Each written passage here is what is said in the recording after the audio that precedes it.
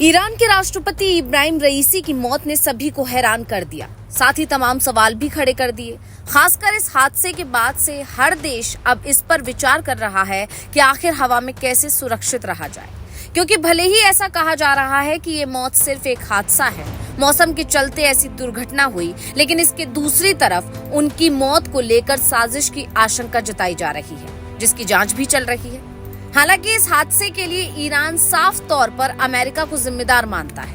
आखिर ऐसा क्यों, इस पर हमने विस्तार से वीडियो बनाया है, आप हमारे चैनल पर जाकर उसे देख सकते हैं। खैर, वापस आते हैं मुद्दे पर। तो इन सवालों और कयासों के बीच एक शब्द की चर्चा भी जोरों से हो रही है और वो शब्द है कोपरनिकस। क्या होता है कोपरनिकस, जिसके सहारे से रईसी के विमान को खोजा जा सका था?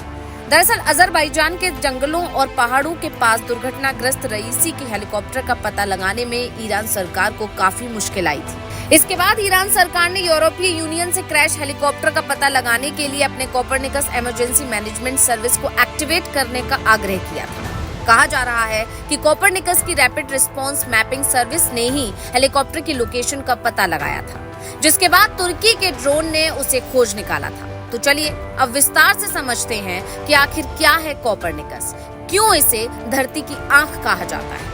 आपको बता दें कि कोपरनिकस का इस्तेमाल सिर्फ मानवीय मदद के लिए किया जाता है।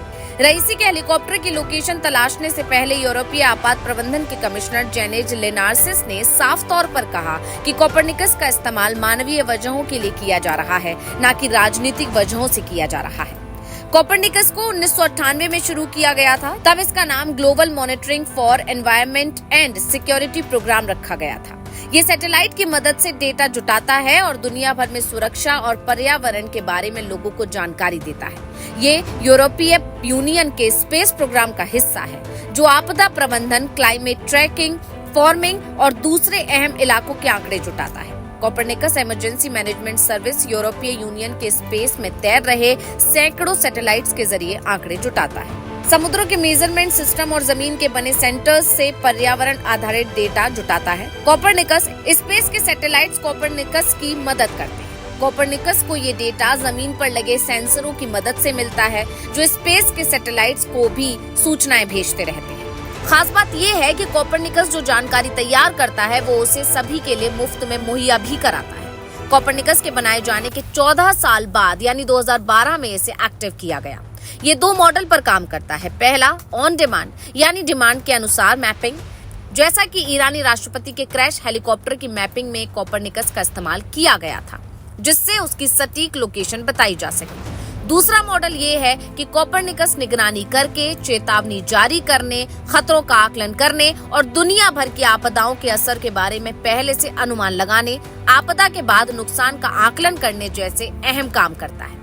जब कोई देश आग्रह करता है तो कोपरनिकस की on demand rapid mapping service active कर दी जाती है। इसके बाद चंद घंटों या कुछ दिनों में ही घने जंगल, पहाड़ या घाटियों के बारे में कोपरनिकस तेजी से आंकड़े जुटाता है।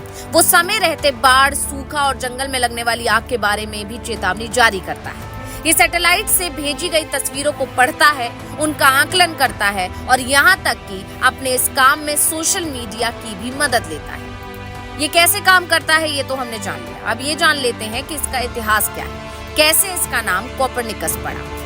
दरअसल यूरोपीय यूनियन के इस प्रोग्राम का नाम 15वीं सदी के महान वैज्ञानिक कोपरनिकस के नाम पर रखा गया। इसे धरती की निगरानी के लिए यूरोपीय यूनियन के स्पेस प्रोग्राम के हिस्से के तौर पर शुरू किया गया था।